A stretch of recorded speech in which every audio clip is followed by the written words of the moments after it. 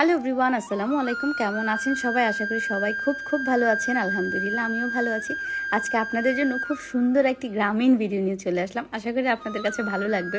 আর দেখলে তো একদম মন জুড়িয়ে যাবে, চোখ জুড়িয়ে যাবে যে আল্লাহ, এমনও হয়।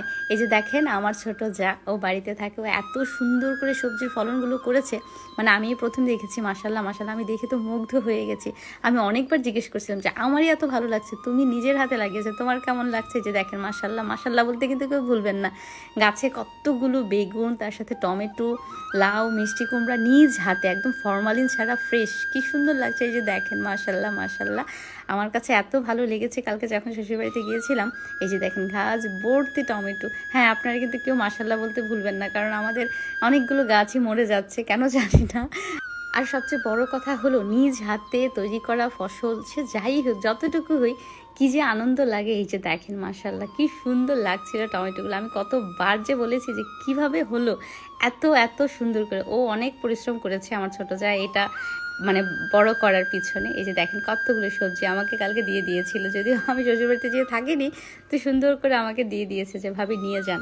আর সবচেয়ে বড় কথা কি, হ্যাঁ আমরা বিদেশে থেকে সব কিছুই পাই, কিন্তু বাংলাদেশের মতো যে একটা মজা, এটা কিন্তু পাওয়া যায় না। আপনারা আমার সাথে একমত হবেন কিনা জানি না। তো এই যে দেখেন কি বিশাল বড় একটা লাউ, মাশাল্লাহ মাশাল্লাহ, আমার জন্যই রেখে দিয়েছিল। আসলে কি এতটুকু শুধু যাওয়া, মানুষকে টাকা পয়সা দিয়ে কিন্তু খুশি করা যায় না।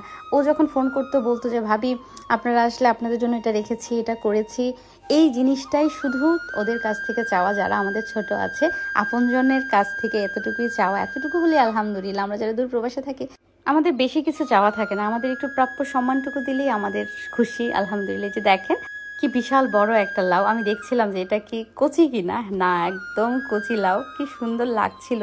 আর নিজ হাতে লাগানো, এটার অনুভূতি অন্যরকম। এই যে দেখেন আরেকটা মিষ্টি কুমড়া ছিল, এগুলো আমার জন্য রেখে দিয়েছিল যে ভাবি আপনি আসলে আপনি নিজ হাতে পারবেন। তো এটা আমার কাছে অন্যরকম একটা অনুভূতি লাগছিল। তো আলহামদুলিল্লাহ গাছগুলো তৈরি করতে ওরও অনেক কষ্ট হয়েছে, কারণ ও একা মানুষ, সব কিছু মিলিয়ে তারপরেও যে এত কষ্ট করে এইটা করেছে, এটা কিন্তু আলহামদুলিল্লাহ অনেক কিছু। আর আমার শ্বশুরবাড়িতে অনেক সবজি গাছ বা অনেক কিছু হয়, কিন্তু আগে অতটা হতো না। তো যাই হোক, আপনারা আমাকে অনেকে জিজ্ঞেস করেছেন যে আপু আপনার শ্বশুরবাড়ি কোথায়? আমার শ্বশুরবাড়ি হলো ভেলানগর, রূপসদি ভেলানগর বলা হয়। তো এই যে দেখেন আমার শ্বশুরবাড়িটা এত বিশাল বড়, মানে এত গাছপালা, আমার মাঝে মধ্যে রাত্রেবেলা খুবই ভয় লাগে।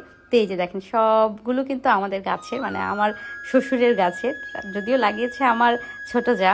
টমেটো, বেগুন, মিষ্টি কুমড়া, লাউ, বড়ই আমার শ্বশুরের গাছে। আর মাশাল্লাহ আমার শ্বশুরবাড়িতে এমন কোনো গাছ নেই যে নেই। তো একদিন অবশ্যই আমার শ্বশুরবাড়ির সব ছোট্ট করে একটা ব্লগ আপনাদের সামনে তুলে ধরবো। তো কেমন লেগেছে জানি না, অবশ্যই জানিয়ে যাবেন। আর ভিডিওটা লম্বা করলাম না, ভালো থাকেন সবাই, সুস্থ থাকেন, আল্লাহ হাফেজ।